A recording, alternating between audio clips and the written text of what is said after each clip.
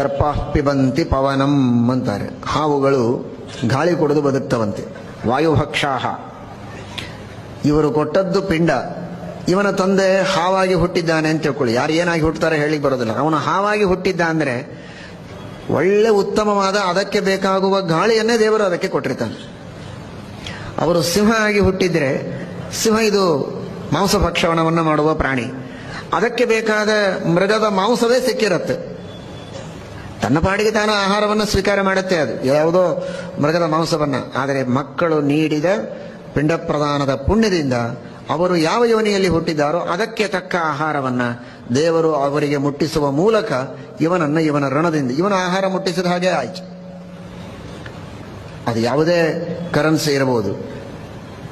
ನಿಮಗೆ ಬರುವಾಗ ನಿಮ್ಮ ದೇಶದ ಕರೆನ್ಸಿಯ ರೂಪದಲ್ಲಿ ಅದನ್ನು ಬದಲಾವಣೆ ಮಾಡಿ ಕೊಡ್ತಾರಲ್ಲ, ಹಾಗೆ ಡಾಲರ್ಗಳನ್ನು ಭಾರತದ ನಾಣ್ಯಗಳ ರೂಪದಲ್ಲಿ ಬದಲಾವಣೆ ಮಾಡಿ ಕೊಟ್ಟಂತೆ ನಾವು ಕೊಡುವಂತಹ ವಸ್ತು ಯಾವುದೇ ರೀತಿಯಲ್ಲಿದ್ದರೂ ಕೂಡ ಅವರಿಗೆ ಬೇಕಾದ ರೀತಿಯಲ್ಲಿ ಅದು ಪರಿಣಾಮವಾಗಿ ಅವರಿಗೆ ಮುಟ್ಟುವಂತೆ ಭಗವಂತ ವ್ಯವಸ್ಥೆಯನ್ನು ಮಾಡಿರ್ತಾನೆ. ಇದೇ ಹೋಗುತ್ತೆ ಅಂತ ತಿಳಿಯಬೇಡಿ, ಇದು ಇಲ್ಲೇ ಇರುತ್ತೆ. ನೀವು ಶ್ರದ್ಧೆಯಿಂದ ಕೊಡ್ತಾರೋ ಇಲ್ಲವೋ ಮಕ್ಕಳು ಅನ್ನುವುದನ್ನು ಮಾತ್ರ ದೇವರು ನೋಡ್ತಾನೆ.